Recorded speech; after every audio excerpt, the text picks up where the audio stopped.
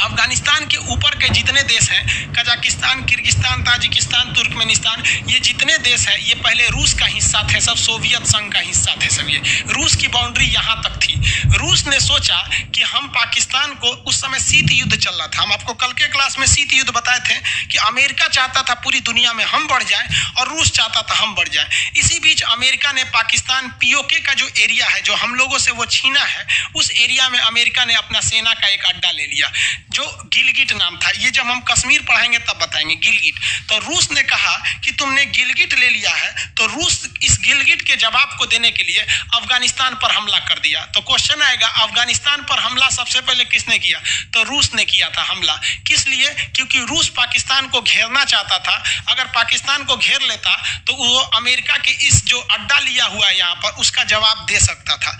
लेकिन अमेरिका ने एक बहुत ही खतरनाक कांड कर दिया, क्योंकि शीत युद्ध था, कोल्ड वार में अमेरिका ने डायरेक्ट रूस पर हमला नहीं किया और ना ही रूस ने डायरेक्ट अमेरिका पर हमला किया। देखिए ना, रूस तो अफगानिस्तान पर हमला किया है, लेकिन क्यों किया है? अमेरिका को घेरने के लिए। इसलिए अमेरिका साउथ अफ्रीका से एक बहुत बड़े साइंटिस्ट को उठा के लाया और वो साइंटिस्ट एक बहुत बड़े अमीर घर का था, लेकिन उसके भाषा में बहुत दम था, उसके नेतृत्व में इतनी क्षमता थी कि वो जो साइंटिस्ट था वो क्या किया, यहाँ अफगानिस्तान के युवाओं को देश प्रेम सिखा दिया कि हमारा देश है रूस, हम यहाँ से, हमारा देश है अफगानिस्तान, हम यहाँ से रूस को मार के भगाएंगे। लेकिन हथियार कहाँ से चाहिए? तो अमेरिका ने कहा हथियार का टेंशन मत लो, हम सारा हथियार तुमको देंगे। अमेरिका ने सारा हथियार दिया और उसी एक साइंटिस्ट के नेतृत्व में उठा के दुनिया का सबसे बड़ा रूस को वो उसने अकेले लड़के भगा दिया। जबकि पैसा उस साइंटिस्ट को किसने दिया? अमेरिका ने। जबकि हथियार उस साइंटिस्ट को किसने दिया? अमेरिका।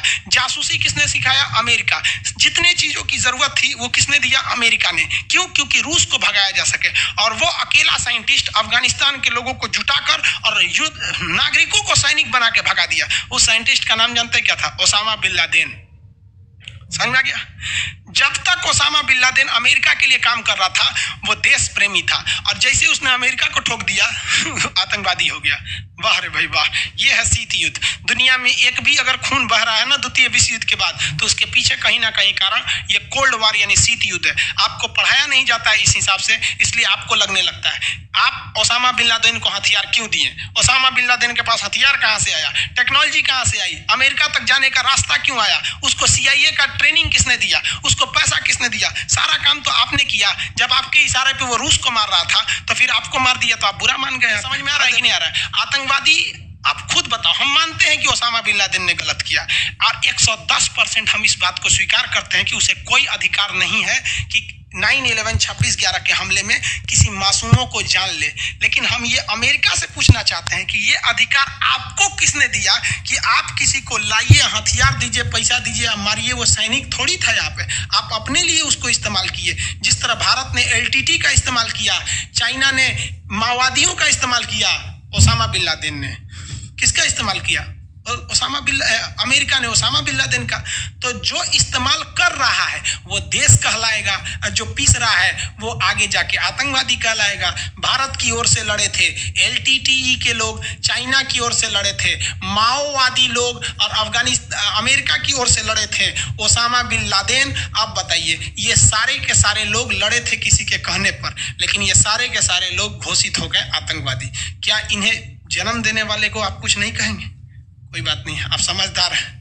अफगानिस्तान से ओसामा बिन लादेन ने किसको भगा दिया? रूस को। लेकिन यही ओसामा बिन लादेन जो था वो अमेरिका से बदला लेना चाहता था, क्योंकि अमेरिका ने भी एक देश पर हमला किया था। यहाँ कहा कि ओसामा बिन लादेन ने अमेरिका पे क्यों हमला कर दिया, तो इसकी कहानी पुरानी है। 1948 में अमेरिका ने फिलिस्तीन पर बम गिराया था और वहां के मुसलमानों को भगा दिया वहां से, और कहा कि यहाँ पर हम एक नया देश बनाएंगे, इजराइल। तो उसी इजराइल का बदला लेने के लिए अमेरिका ने, ओसामा बिन लादेन ने अमेरिका पे बम गिरा दिया और कहा अमेरिका से कि फिलिस्तीन पर जब तुमने बम गिराया था तो बोलो वहां के लोगों की क्या गलती थी। हम ये बात मानते हैं, ओसामा बिन लादेन ने कहा था, हम ये बात मानते हैं कि हमारी जो हवाई हमला हुआ था इसमें अमेरिका के जो मारे गए लोग हैं उनकी कोई गलती नहीं थी। लेकिन अगर पूरी दुनिया में बम चलाने का अधिकार केवल अमेरिका को तो नहीं है। अमेरिका ने वियतनाम में इसी शीत युद्ध में 27 करोड़ बम गिरा दिए थे, वहां का तो पूरा तहस नहस कर दिया था। 27 करोड़ बम गिराया था, हम आगे बताएंगे आपको। ये शीत युद्ध इतना छोटा तो है ही नहीं है, ये आज तक चल रहा है शीत युद्ध। तो दुनिया में सबसे ज्यादा जान लिया तो कोल्ड वॉर ने लिया। कोल्ड वॉर क्या था कि हम तुमको आगे नहीं देख सकते, तुम हमको आगे नहीं देख सकते। आज भी आप देखिएगा, आपकी जब पत्नी की आपका जब शादी हो जाएगा तो आपकी पत्नी में और आपकी ननद मतलब बहन में, ये वो दोनों तो ननद लगेंगी से ननद भौजाई, तो ननद भौजाई में आज भी शीत युद्ध चलता है। डायरेक्ट नहीं लड़ेंगे सब, लेकिन दूसरे को लड़वा देंगे सभी सब। इसमें समझदार व्यक्ति वो है जो समझ जाए शीत युद्ध क्या है। समझ में आएगी नहीं है? किसी को क्या हुआ, अफगानिस्तान का खामियाजा भुगतना पड़ गया म्यांमार के लोगों को। म्यांमार के लोगों को कैसे, देखिए सब लोग समझ रहे हैं लोग ना, किसी को कोई दिक्कत नहीं। अफगानिस्तान में एक जगह है बामियान, अफगानिस्तान का एक जगह है बामियान, उसकी राजधानी काबुल के पास है। उसकी अफगानिस्तान की राजधानी काबुल के पास है बामियान। इस बामियान में महात्मा बुद्ध की दुनिया की सबसे ऊंची मूर्ति थी। वो एक पहाड़ को काटकर बनाया गया था मूर्ति बामियान में। वो ये देखिए महात्मा बुद्ध की ये मूर्ति है। अब ये कितनी ऊंची होगी मूर्ति, अंदाजा लगाइए। यहां एक टूरिस्ट खड़ा हुआ है, यहां दिख रहा होगा आपको, ये खड़ा है ना, ये आदमी खड़ा है। इसके मूर्ति कितनी भयानक होगी। एक्चुअली में ये मूर्ति था ही नहीं। एक्चुअल में क्या था कि ये एक पहाड़ था। एक्चुअली में ये एक पहाड़ था। एक्चुअली समझते हैं, दरअसल सीबीएसई बोर्ड वाला ना बोलता है actually, oh my God actually, ये सब सीबीएसई बोर्ड वाला सबका मुहावरा है। तो देखिए ये एक्चुअल में एक पहाड़ था, विशाल पहाड़ था। इस पहाड़ को कारीगरों ने काट काट कर उसमें महात्मा बुद्ध की मूर्ति बनाई। अब अफगानिस्तान वालों ने आए तो बम मार के उड़ा दिया, तालिबान वालों ने। बताओ भैया, बताइए कितना मेहनत से बनाया था, बम मार के उड़ा दिए। इसका खामियाजा म्यांमार में कैसे भुगतना पड़ा। यहां तो मुस्लिम लोग अधिक थे, तो महात्मा बुद्ध को उड़ा दिए वहां से। अब यहां पर म्यांमार है। म्यांमार का ये वाला एरिया का नाम है रखाइन प्रांत में जो रहने वाले मुस्लिम है उनका नाम है रोहिंग्या। और यहाँ पे रहने वाले ज्यादातर बौद्ध धर्म को मानते हैं। और बौद्ध धर्म का मानना है कि आप पशु पर अत्याचार मत कीजिए, पशु की बलि मत दीजिए। लेकिन हमारे यहाँ आप देखेंगे तो दुर्गा पूजा में दशमी कब बलि चढ़ाया जाता है, बकरे की 10वीं में कि 9वीं में बलि दिया जाता है ना वहां पर। तो भारत में भी बलि चढ़ाने की परंपरा है। लेकिन यहाँ पे भारत में अगर देखेंगे तो हिंदू धर्म में भी बलि चढ़ाने की परंपरा है कुछ खास समय में, जैसे दुर्गा पूजा।